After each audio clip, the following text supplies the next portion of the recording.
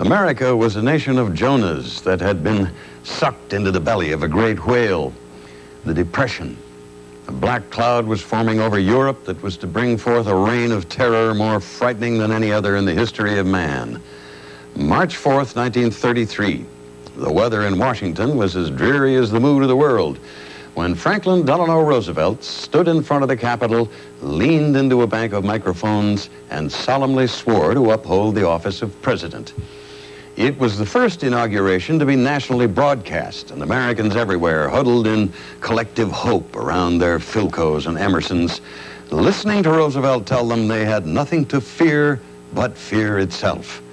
This was the first will and testament in the legacy that FDR was to leave his country.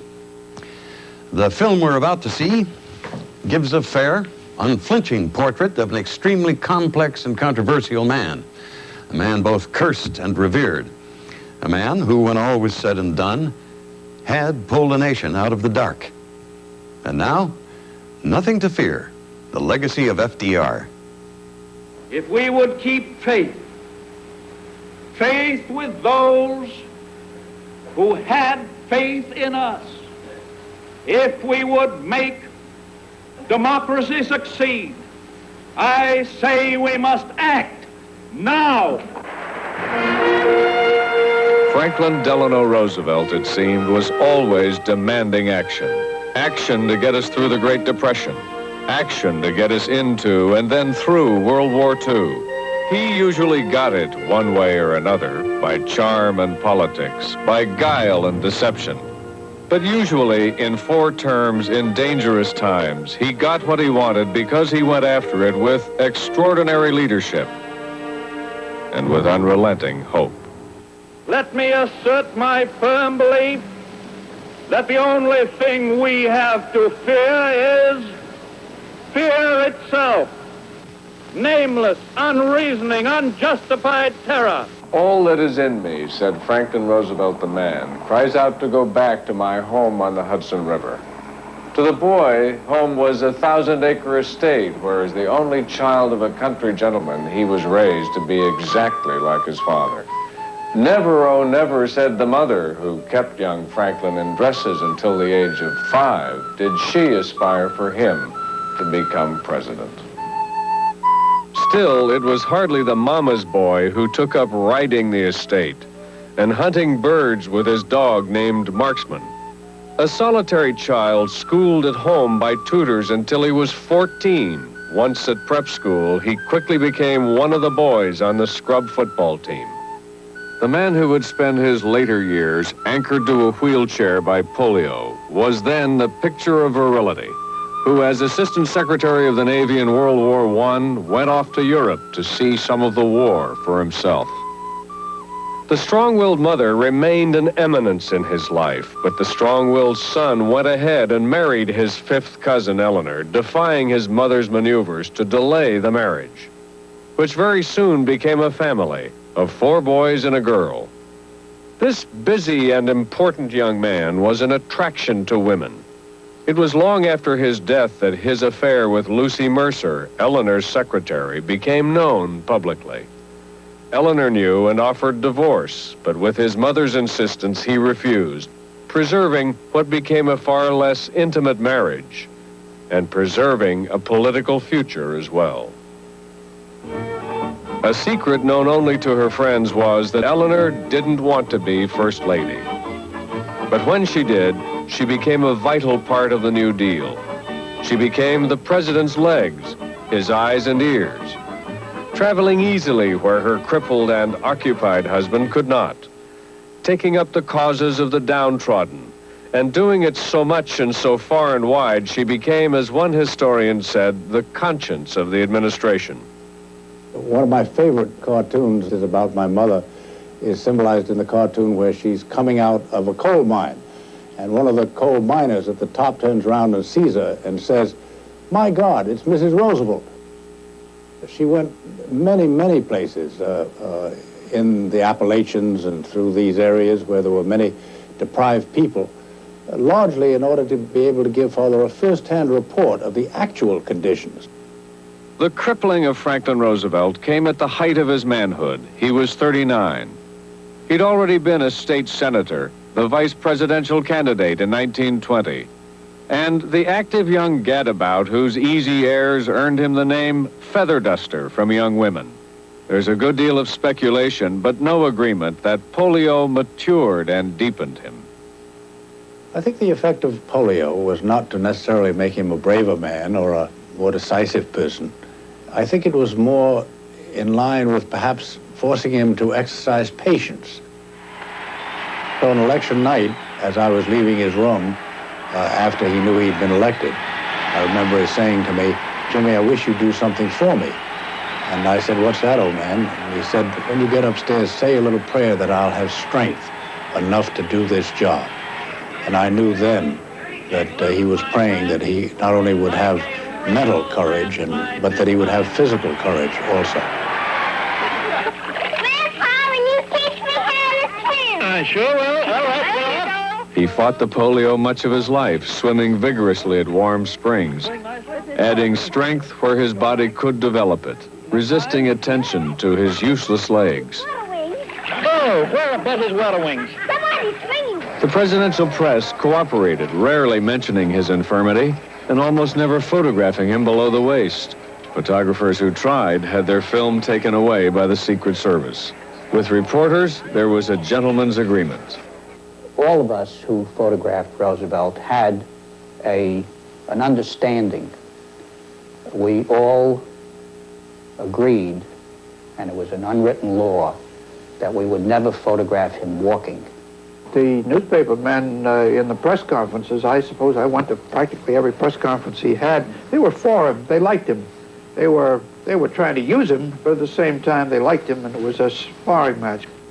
The regular news conference was a Roosevelt invention, making him the most accessible president so far. Informal, once or twice a week, and on his terms. They were not to quote him by name without special permission. To be sure he wasn't misquoted in the 1940 campaign, he bugged the news conferences for 11 weeks with a microphone hidden under his desk lamp. The device, a gift from David Sarnoff, head of RCA, also recorded office conversations, much of them Roosevelt talking foreign policy and spreading gossip about his opponent. I give solemn warning to those people who think that Hitler has been blocked and halted. Roosevelt's political personality and a new device, the radio, came of age at the same time. He was the first of the media presidents, and all the presidents since him have tried what he first succeeded at, going over the heads of his critics and the Congress to pull the people to him personally. My friends, I want to talk for a few minutes, and I know that when you understand what we in Washington have been about... I want to talk with you very simply tonight. I want to talk with you about a number of subjects, my friends, at this moment of sadness throughout most of the world. I want to tell you what has been done in the last... Roosevelt had a tremendous spirit, a sense of fun. We tend to think of depression and war in such solemn ways, but during all this time, he liked to play jokes, he told jokes. You undergraduates, and possibly some of you graduates who see me for the first time, have read in your newspapers and heard on the air that I was, at the very least, an ogre. A consorter with communists, a destroyer of the rich, a breaker of our ancient traditions. That I was driving the nation into bankruptcy, and that I breakfasted every morning on a dish of grilled millionaire. Actually, I am an exceedingly mild-mannered person, a believer in the capitalistic system, and for my breakfast, a devotee of scrambled eggs. I did have a wonderful holiday. I've come back with all sorts of new lessons, which I learned from barracuda and sharks. I'm a tough guy. Which camera do you want me to break?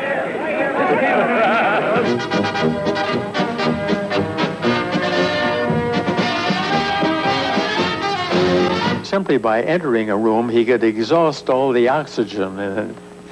And there wasn't any oxygen anymore. People sort of gasped a little. He was marvelous. Now you see it, now you don't. The cause was hopeless, and suddenly it was all achieved. His power of persuasion, sometimes I thought it was more than persuasion. It was almost as though he were able to bring them into his mind and show them the scene that he had to live with. There is a mysterious cycle in human events. To some generations, much is given. Of other generations, much is expected. This generation of Americans has a rendezvous with destiny. The withered leaves of industrial enterprise lie on every side. Farmers find no markets for their produce, and the savings of many years in thousands of families are gone. More important, a host of unemployed citizens face the grim problem of existence, and an equally great number toil with little return. American farmers had lost 2/3 of their income in the Great Depression. Now they were losing their farms in mass foreclosures. On one day in April 1932, 1/4 of the state of Mississippi was up for auction. At the low point, corn went down to 2 cents a bushel. And that had to be number 2 yellow corn shelled. Livestock, about 2.5 cents a pound. Well, this was terrible. Emil Lorix witnessed a national farmers' rebellion. In fact, in South Dakota, he helped to lead it. I saw foreclosures where they sold farmers out. For most farmers, it was a question of paying taxes and paying their bills, and they couldn't do it. By 32, there had been 34,419 farm foreclosures in South Dakota. Just think, that's almost half of the farm population. When half of the farmers in the state lose their homes and are evicted and foreclosed and dispossessed, it seems pretty hopeless, and no sympathy from government. In the towns and cities, 1/3 of the wage earners of the country were unemployed. There wasn't any unemployment insurance. National income was cut by half. They were selling apples on the street, these poor unfortunates, and we all remember that. And what degradation it was. And for 5 cents an apple, and they plead with you to buy an apple. In a Washington hotel, a reunion of surviving New Dealers who went to Washington with Roosevelt gathered to remember his 100th birthday and the times he came to preside over. I want to start out with a song about the Depression. All nature is sick, from her heels to her head. When a fellow is out of a job, she's all out of kilter, beyond all repair. When a fellow is out of a job, every man that's a man wants to help move the world, but he can't when he's out of a job. He's left out behind, on the shelf he is curled, when a fellow is out of a job. The legacy of FDR. 1931, 2, 3, in the real depression, there was no such thing as unemployment compensation on a national scale. If you're out of work, you're out of work. There's an awful lot different picture than anybody can conceive of today. And it really was. The unemployed were in dire, dire straits. For hundreds of thousands, losing a job meant losing their homes in foreclosure and eviction. In the first half of 1933, more than 1,000 homes were being foreclosed every day. Many of the homeless and jobless put up shanty towns and called them Hoovervilles for Herbert Hoover, the Depression president. There were no federal loans for housing.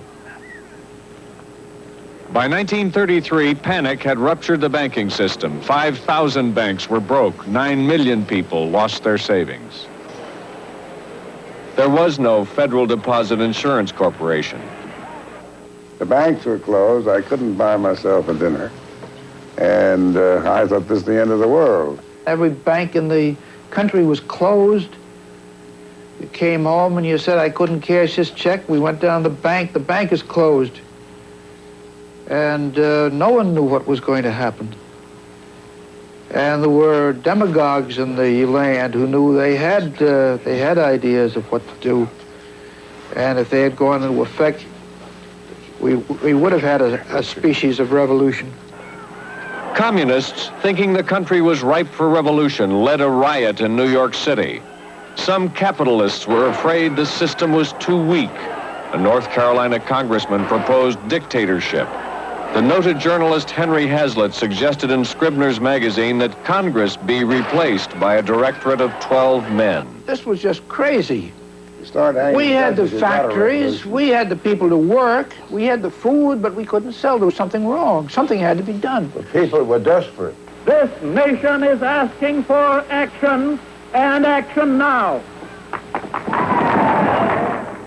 If you remember, the banks were about ready to fail, and therefore they were all closed. There was a financial panic that pretty much gripped the country, and therefore the very first night that we went to work on the financial situation, the cabinet sat in the White House practically the whole night long, and I was there as a sort of unofficial aide to my father. I remember it very clearly, the tenseness of the situation and the feeling that we must find the answers to what had to be done to save the situation. Because part of the problem, if not the largest part of the problem, was restoring faith and hope and dignity to individual Americans who were pretty near the panic button at that time. The presidential honeymoon was carved into American tradition during Roosevelt's first 100 days in office. Congress gave him everything he asked, billions of dollars of relief and reform legislation, 15 major acts. They were the beginnings of the New Deal, which went on to outlaw manipulation of the stock market and financial speculation by bankers with depositors' money. Today, nearly all deposits are insured up to $100,000 by a New Deal agency, the Federal Deposit Insurance Corporation. The New Deal made the federal government the subsidizer of American agriculture, refinanced 1/5 of the mortgages on American homes and farms, put 4.5 million people to work on public works in the first winter of his administration, built what is still the biggest electric utility in the country, gave 2 million part-time jobs to students, and taught 1.5 million adults how to read. A presidency of action now that changed the role of government and changed the expectations of Americans. He would create the agency and give it a name, and then the name would have some kind of initials. As simple as that. And there was no comprehensive, well-organized, well-fitted together kind of set of programs. The point was that he took that one revolutionary idea that the government is responsible. That's right. For the economy and for the poor. Hey, when you're working for the NRA, you get shorter hours, you get more pay. Sweet thing, baby. The NRA, the National Recovery Act, was ballyhooed with a combination of the 4th of July and a Busby Berkeley musical. Its serious effect was to establish collective bargaining, minimum wages, and huge public works projects. Roosevelt always said, I will not have a dole in this country. The British had a dole. They had a dole. On welfare. And Roosevelt always raised on any project, he said, if people are going to get money from the government, they have to work for it. 3.5 million people worked for it in the WPA, the Works Progress Administration. The WPA built or improved 1,000 airports, 8,000 schools and hospitals, and hired artists whose work survives. The New Deal was very sensitive.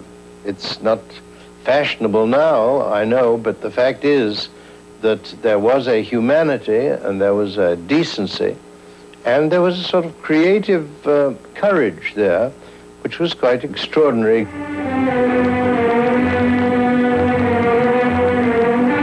There were free concerts in the park, but Nobody ever paid more than 50 cents, and most people paid 25 cents or even a dime to see Federal Theater shows. So this brought in an audience. In addition to the plays, the Theater Project put on 100 puppet shows a week, and vaudeville shows, and traveling circuses. They went everywhere, in the boondocks and the cities. Many Americans heard an orchestra or saw a play for the first time because the WPA brought it to them.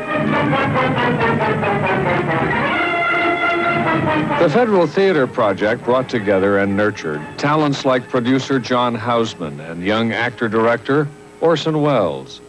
The WPA gave a start to a number of distinguished American writers, among them Saul Bellow, John Cheever, Richard Wright.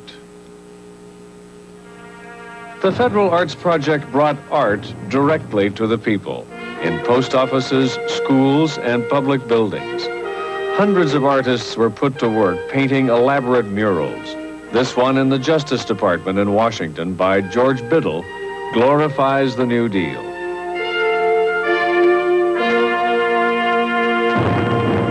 Of the murals, FDR said, some of it is good, some of it not so good, but all of it native, human, eager, and alive.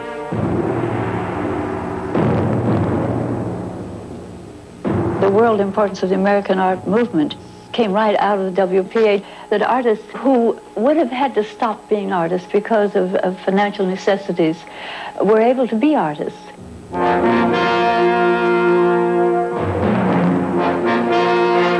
Many of them have become America's most important artists. Jackson Pollock, William de Kooning, Stuart Davis, Ben Shawn, Mark Rothko, Harry Gottlieb, Reginald Marsh. It left a legacy, of course, a personal legacy and even a spiritual legacy, but it was a relief project, and when the relief need ceased, the project ended.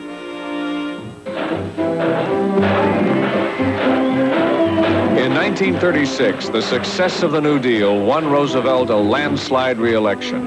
Along with success came bitter enemies whose accusations he would never entirely shake. Big spender, opportunist, political chameleon.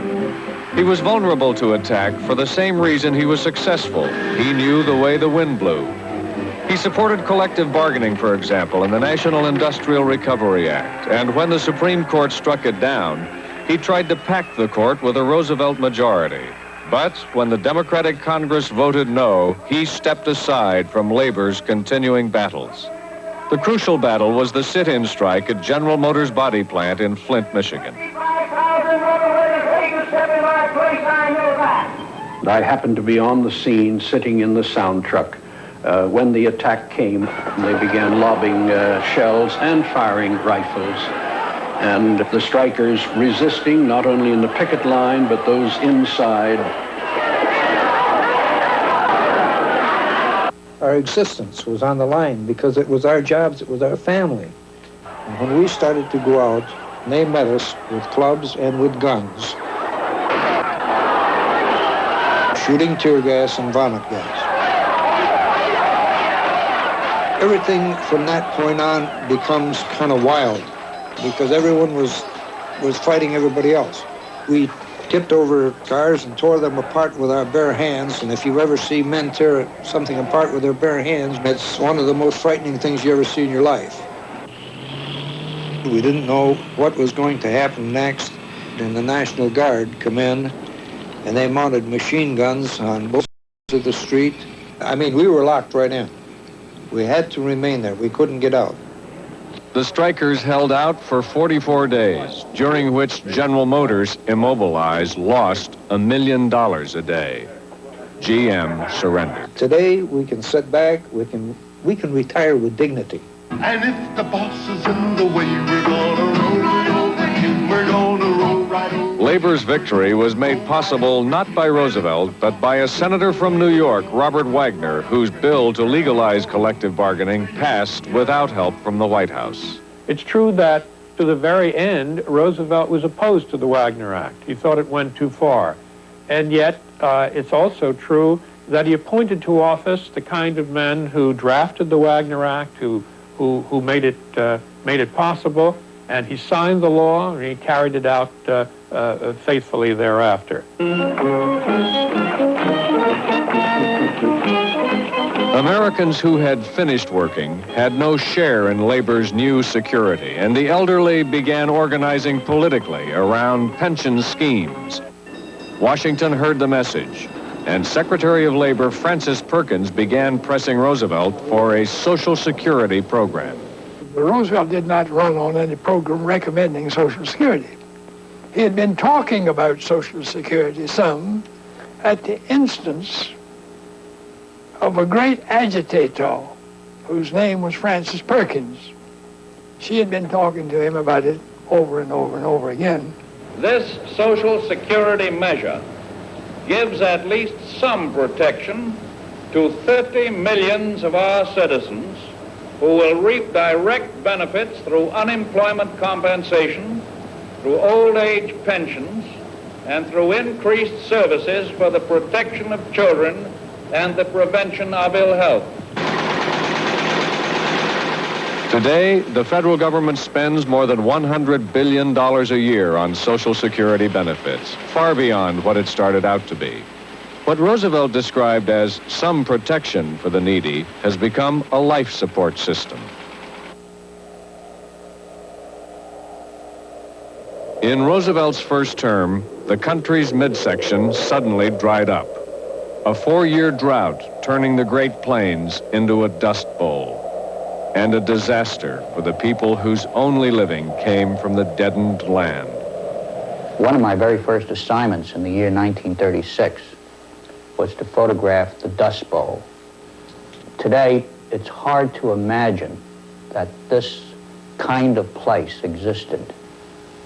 During the dust storms, when the wind blew hard, people would take their blankets, soak them in water, and hang them on the windows to absorb the dust. We had a real American desert there. It was terrible, really. Look at the height of that sand dune. Just as I was finishing my work, the wind picked up and began to blow the dust and the stinking sand around, and everyone headed for shelter, and I headed for my car, and I turned and saw this scene, which to me summed up the whole relationship of man to his environment. It was a photograph of a farmer, Arthur Coble, and his 2 sons. His sons' names were Milton and Darrell.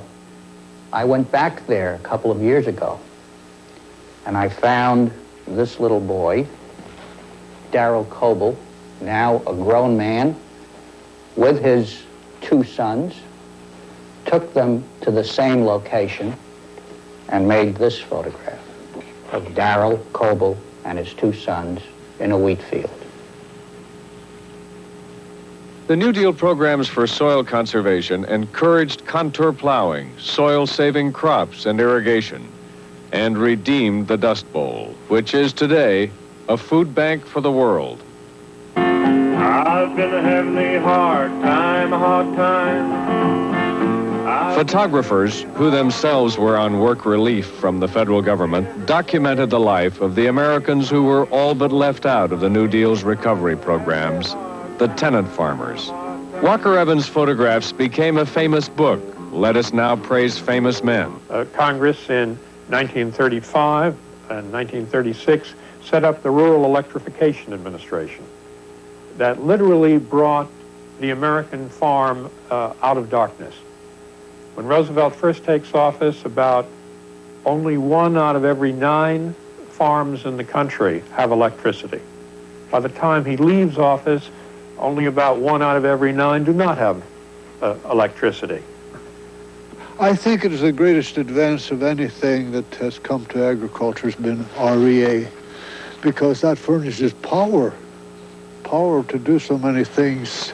Dry the clothes when it's cold and dreary.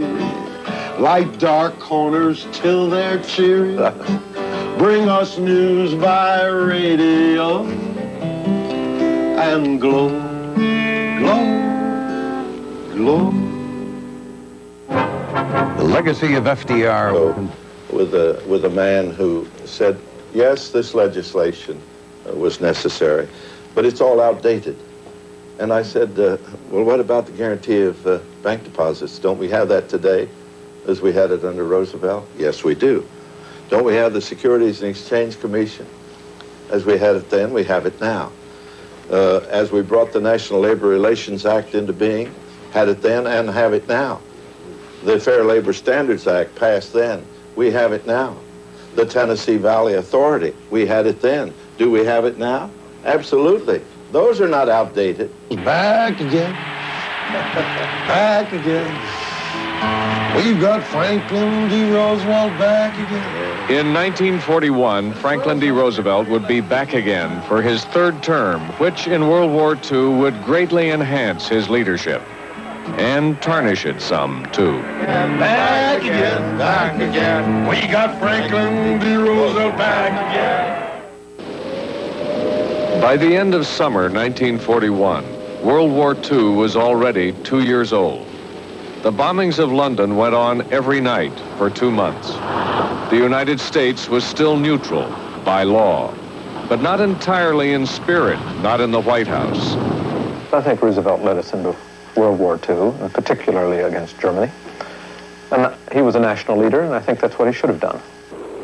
Franklin Roosevelt had mobilized American industry into his arsenal for democracy, arming England and the Soviet Union by convoy across the Atlantic, running the gauntlet of German submarines. By the time he met Winston Churchill off the coast of Newfoundland in August of 1941, it was clear to both that England could not go it alone much longer. It was an emotional meeting.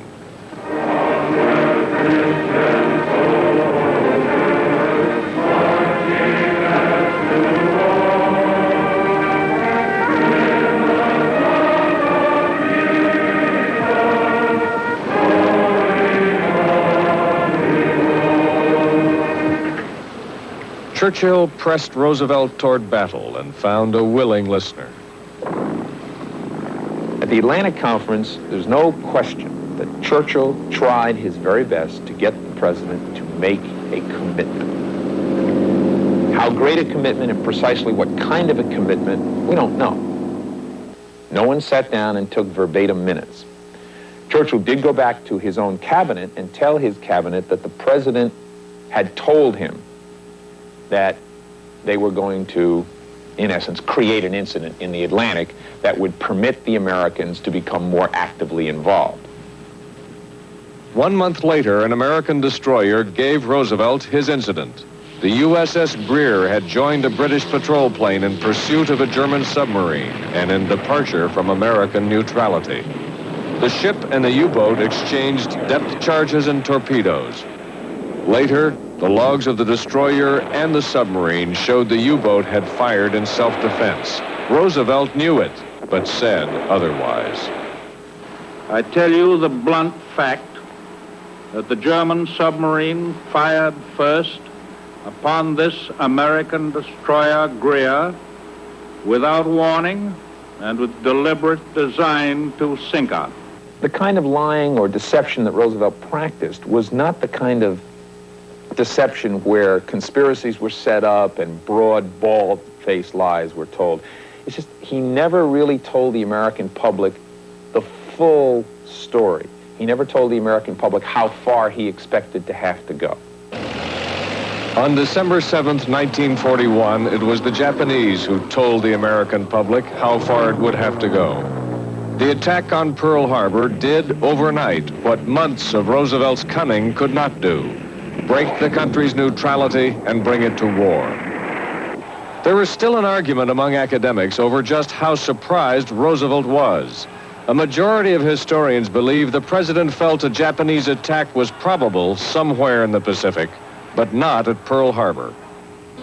The war effort brought an immediate national unity, which the New Deal could not quite attract.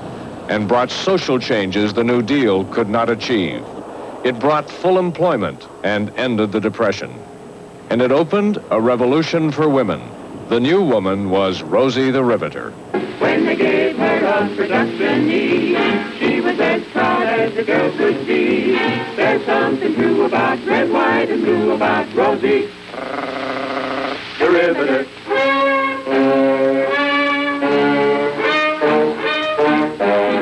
During the war, 6.5 million women left home for the factories, entering the labor force for the first time. They were hustled back home when the war ended, but a mold had been broken. One historian has said that the experience of women in World War II was the most important single development in the 20th century.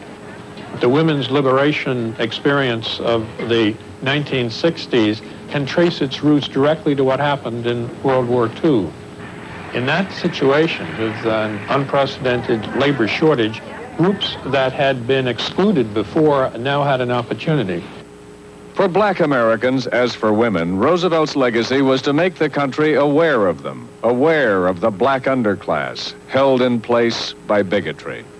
When the great black singer Marian Anderson was forbidden to sing at the Hall of the Daughters of the American Revolution, Eleanor Roosevelt and others provided a stage at the Lincoln Memorial.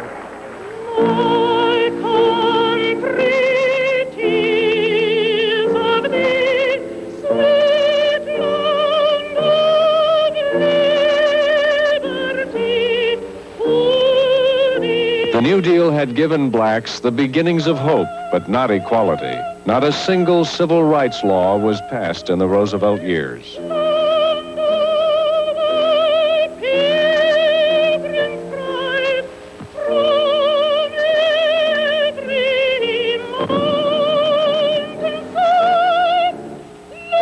In a time when lynching was a common thing, an anti-lynching bill was introduced.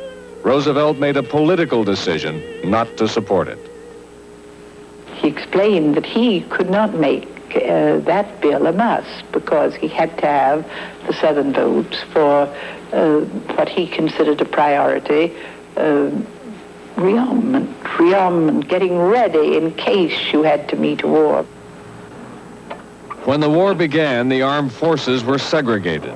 There were 2 black officers in the Army, none in the Navy. The black enlisted men were mostly cooks or laborers until they were wanted overseas. And there they fought in segregated units. It was Truman who desegregated the military, not Roosevelt. Roosevelt was cautious on the issue of race. He lacked the courage of his own convictions. They suffered every kind of indignity. When whites marched up the plank to a troop ship, the band played God Bless America. When blacks marched up, they played the Darktown Strutters Ball. And understandably, there was a deep feeling of indignation on the part of American blacks, and they organized in a way that they had never done before. From 1940 to 1946, the membership of the NAACP increased 9 times. There was no NAACP for Japanese Americans. There was no defense for them at all.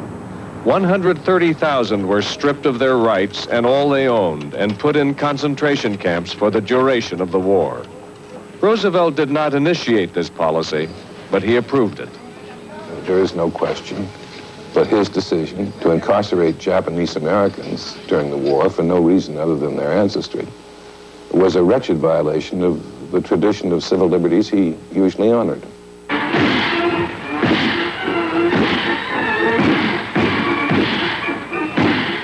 The tradition of America as haven for the oppressed was not honored for Europe's Jews seeking refuge from Hitler's programmed extermination.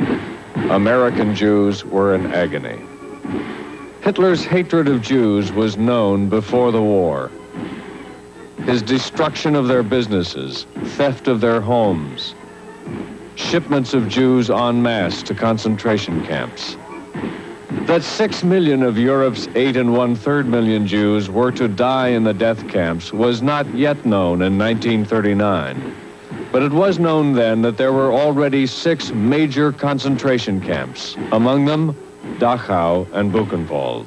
And when ships of European Jews sought refuge in America, Roosevelt would not intervene to override the immigration quotas and let them in. The question of admitting refugees to the United States during a depression, especially Jewish refugees, people who were not winning medals of popularity in the United States, required an enormous political courage. The SS St. Louis was a boat from the Hamburg American Line that had about 983 mostly Jewish refugees. Some of them had been through terrible torture. It came to Havana Harbor in mid-1939, then made its way to Miami, and the passengers aboard actually saw the lights of the harbor and were not allowed to land. We estimate that perhaps a little less than a third of the passengers who were already in sight of the lights of freedom were consumed by the flames of the Holocaust. We couldn't break through, couldn't get the story believed, and without getting it believed, we couldn't get public opinion. And without public opinion, we couldn't get Roosevelt, who was a political animal and who might have responded had there been pressure. Remember, the rescue of the Jews was a very minor peripheral problem in the heads of decision makers. Their problem was first to survive, to endure, and then to whip the Nazi war machine. And when the whipping was almost done, the problem was to negotiate the division of world power among the victors. A problem in that one of the victors would be the Soviet Union. At a cost of 20 million lives, Russia had beaten back the Germans from Eastern Europe, and Stalin was determined to hold the countries now occupied by the Red Army as a permanent buffer against any future attack. At a meeting at Yalta, Stalin made the empty promise of free elections in Eastern Europe and went away with the sphere of influence that exists today. I think that Churchill and Roosevelt, by the time they had gotten into the Yalta Conference, were perfectly willing to relegate Eastern Europe, including Poland, to Soviet political and military domination.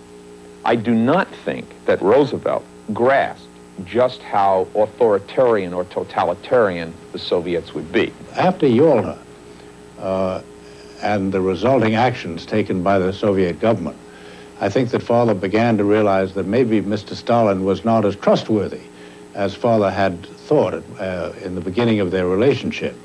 And the tone of his communication with Stalin in the last few weeks of his life were much harsher and much more direct and disapproving than it had been in the earlier days. The Soviet sphere of influence, confirmed at Yalta, is what the American government faced in 1982, trying to figure out what, if anything, could be done about repression in Poland. The Roosevelt years left us a great power and frustrating limits to that power.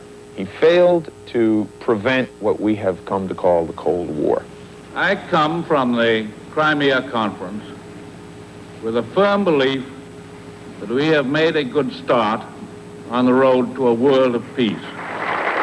6 weeks later, he was dead of cerebral hemorrhage while sitting for a portrait in Warm Springs, Georgia. When Roosevelt's body rode the train to Hyde Park, he was seen by his mourners as the man who was elected 4 times to preserve capitalism in the Great Depression and freedom in a great war. After his death, his critics supported the amendment to limit the presidency to 2 terms, ironically fixing Roosevelt in history as the only 4-term president. I think he was a politician. I think he was devious. I think he was wrong when he said he was going to balance the budget. I think he was wrong when he said he was going to keep us out of war. And I remember the comment of Oliver Wendell Holmes about him, that he had a second-rate mentality but a first-rate personality. But having said that and having put that all aside, he was our greatest president in my lifetime. Well, of course, you can talk about Roosevelt's mistakes or the errors that he committed, but that don't give you the story of this man, the inspiration that he had, and could translate that inspiration to the country. He was a people's president. We've never had one just like him. I remember him. I revere him. Roosevelt saved the day. He was the greatest president in our time. He liked the people. Was it Lincoln that said, of the people, by the people, and for the people? I think FDR exemplified that, if anybody did. Yeah. Yes.